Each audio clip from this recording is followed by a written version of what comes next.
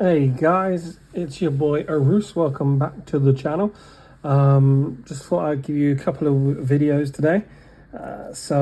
Lucky you guys. First of all, we have our first place undefeated Tearlaments deck profile. Took this to locals today. XO, fantastic. We managed to beat we beat Snake Eyes Azamina. We beat the Chimera Fiendsmith Illusion deck. We played against Runix. What else we played against? I can't remember. Another Snake Eyes Fiendsmith Azamina. Yeah, so we played against high quality of decks and we managed to take the dub. We went undefeated, which is always nice, in first place. So yeah, we're going to give you a deck profile. We'll do obviously the main deck first and then decide and everything else. It's 60 cards. We took a little bit of info from Felix's list and we've adapted it to try and make it what I feel is a little bit more consistent. Felix's list, fantastic, all gas. But I felt there's a couple of brick hands waiting to happen. I didn't brick once today. Every time I played a card, it was live and it was good. So I'm very happy with the list. First of all, we start off with our traditional triple Tearlaments Rhino Heart and our Tearlaments Cash Tira, and obviously our Shiren, Havness and Merle. Excuse me. Obviously these cards don't actually change. This is always going to be your 3/3/3 when you're playing a Tearlaments deck profile. And I feel like this is what you would want. This is never going to change. You've got the 9 names. Then we had our Horus package. So we played the Horus cards as well. This is just lots of engines together. So Imsetes, Dumatef and Happy. Excuse me. This was actually really nice. Having this additional name here happened a lot. And I went into this a lot as well. So being able to make, say, the vampire zombie with this. And then when I get impermed or ashed or veiled, being able to send the next Happy to also bring that out to make the Fiendsmith Goddess Moon, Close Moon, sorry, to then go into Requiem and continue playing through the Fiendsmith line was super good. So yeah, really happy with that engine and how that engine played. Then we have talk about the Fiendsmith. We went with Lurie, Lacrima and double engraver. So I have the 3 engravers if I want to, but I went with the Lacrima today.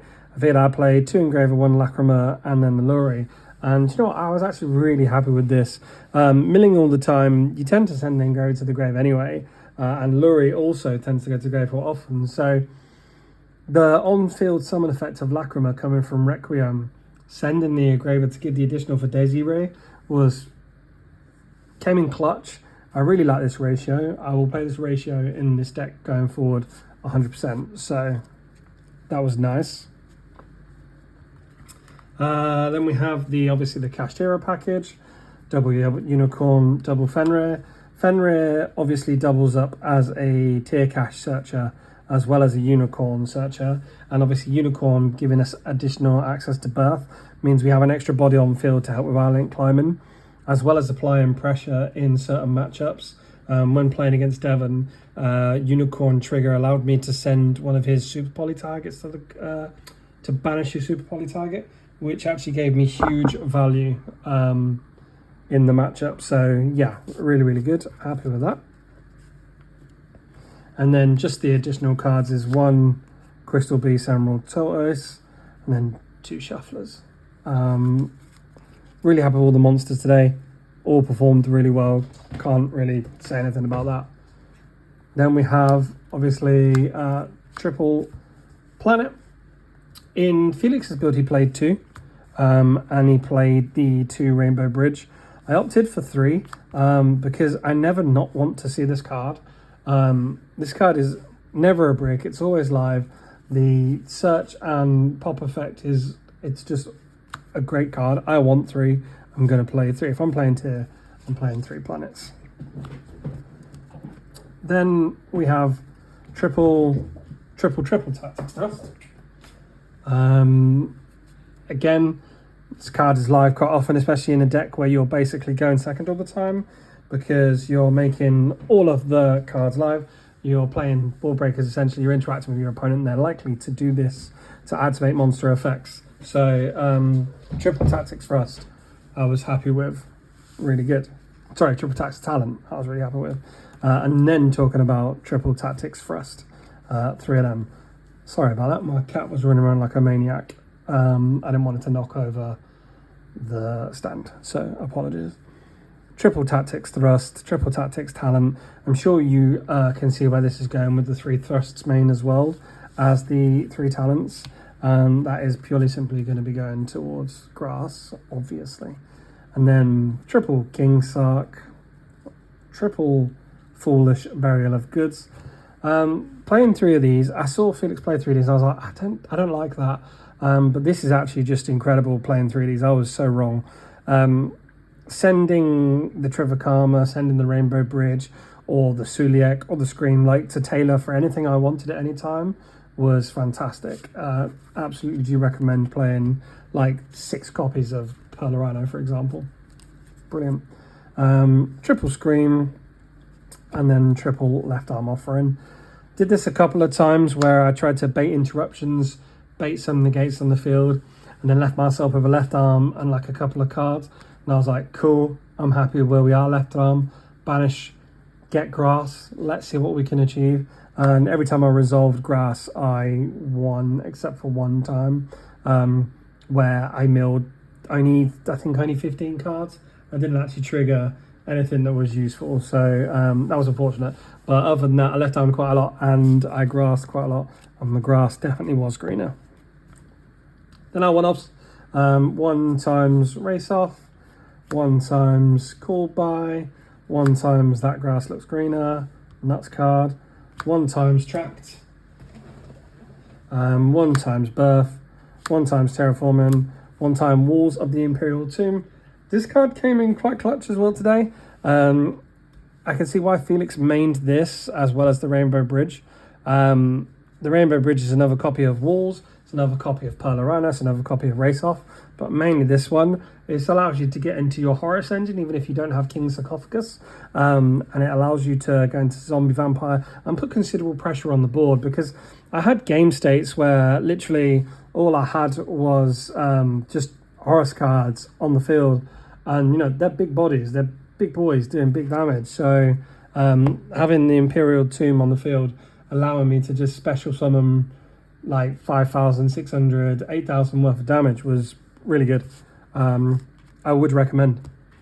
And then our trap cards, we played obviously 1 Tearlaments Bookmoon, and then 3 Suliak MVP, obviously always. We played 1 Trivy, 1 Rainbow Bridge, 1 Black Goat. Black Goat was clutch. This card is the GOAT. It is so goddamn good. If you know what you're playing against, this card can single-handedly win you games just by knowing the matchup and knowing what you're playing against. This card is insane. This card was honestly really, really good. Felix's build played 2 and 2. I've opted for 1 and 1 because whenever I draw this or I draw this without an outlet, like, it's just so bad. I need all my cards to be live. These cards don't do anything in my hand, and if I don't have an outlet to discard it, they're just bad. I would rather cut down on them. So I'm happy. Obviously it works for me today, works for him in his open as well. So yeah, but I'm happy with 1 and 1. I really, really am. And that's it. That's 60. Wouldn't change anything. Actually, every card I used today, I think I literally used every card today, which is rare. Extra deck. This is the problem with this deck. The extra deck is always so tight. So it's difficult to play. But we played Requiem, Sequentia, Closed Goddess, SP Little Knight, Sprint, and Underworld. This is the only card that I didn't go in today, Goddess. I'm tempted to cut this for Garura, but I understand why this is in here. It's a difficult decision. I think I need to play it a little bit more to understand whether Goddess is worth it. She has such a good effect, but I never summoned her once. I never found myself wanting to summon her once. And I did find myself going, God damn it, I wish I could make Yooooooo right now. So I'm in an hour and about close Goddess. When she's great, she's the best card in the extra deck. But at every other time, she's just not good. So that's a little bit, shan't I? Needs more testing. Fusions, Necroquip, Desiree, Mud Dragon, Dragus Tapelia, Kaleido Heart. No ruled Kalos because we're not playing the King of the Beast Swamp Thing. Summoned all these guys. I summoned literally every single card so far. I summoned in almost every game, with the exception of Goddess. So out of all these 10 cards, they were all made multiple times apart from Goddess, which was never made once. And then the XEs, Totally Awesome, Bahamut Shark, Mill 5, Zombie Vampire. In my extra deck today, these are the only cards that I didn't actually make. Toad, Shark, and Underworld.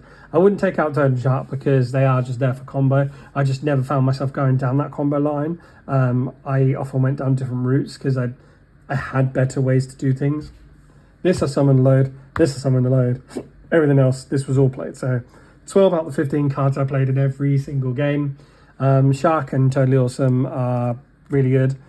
Goddess is the only one where I'm in an hour and about. So, you know, if you want to play this deck, this is up to you. This is a flex spot. For now, I would say include it because there are certain matchups where this is a lot easier and you can unoutable cards with this. But the rest is non-negotiable. I'll be honest. I don't see how you could play this deck without any of the other cards, except maybe this. Side deck. Yep. Obviously, you've got the 3 Molchami Furlos. Yeah, okay, I understand there's like nearly £400 worth of cards there. You don't need these. I never drew them today. I sided them in a few times. I never drew them. Obviously, you've got Perulia as well, which Perulia is better for the fusion side of this. But I think Furlos is just a better card. So it's up to you if you want to play Perulia, or you want to play Furlos, or you just want to play something entirely different like Droplets or something. But for me, this card is probably the best card in Yu-Gi-Oh right now, give or take. So I think you have to play it, but it is up to you. Talk about best card in Yu-Gi-Oh! This card was wild. The Winged Dragon of Ra Sphere Mode. The amount of times, especially in the Snake Eyes Azamina matchup, I was like, okay, cool. Let's get rid of Desiree. Let's get rid of IP. Let's get rid of another Omni-Negate, I can't remember the name of the Omni-Negate card. And we'll just get rid of all of them now. They're not a problem anymore. Bye-bye. And now we can continue to play. We have so many special summons in this deck that this being able to go to the field and then use like the Horus card, for example, to special summon, Shiren's effect, Tear Cash's effect, send in Rhino Heart to the grave, so you can still commit summons for Rhino Heart. Rhino Heart's really our only normal summon in the deck. So yeah, this was clutch, amazing, so good. Then we played Ghost, Sister Spooky Dogwood, and Scattershot for time. Unfortunately, I got Dogwood, which I say unfortunately, obviously it wasn't unfortunately for me, but against Devon, I Ghost Sisted in response to his Lure activation, and that was game 3 in the final. So yeah, don't need more time, guys. This deck can take a while to pilot. No stalling or anything, just because you play so much. And I was able to win because Ghost Sister forced Devon to make a really subpar board, and then Horus cards just came out, and I played around the potential Super Poly, went to battle phase, and you know he was unable to do anything from there. So Ghost Sister wins games. Dark Ruler no more. Heartbeat and Crime. This is, I never sided this in because I was siding this in. I'm not going to play this in the future. I feel like this was really pointless. But these were fine. Heartbeat you can keep going first as well. It's not the worst card to keep going first. And then Crime, obviously, you side in when you are going first. So there you go, guys. That's the Tearlaments deck profile. I hope you enjoyed it. Don't forget to like, comment, subscribe. Pick up your sphere modes. They are brilliant. Full Loss is a dumb card, This card's amazing. Like, comment, subscribe.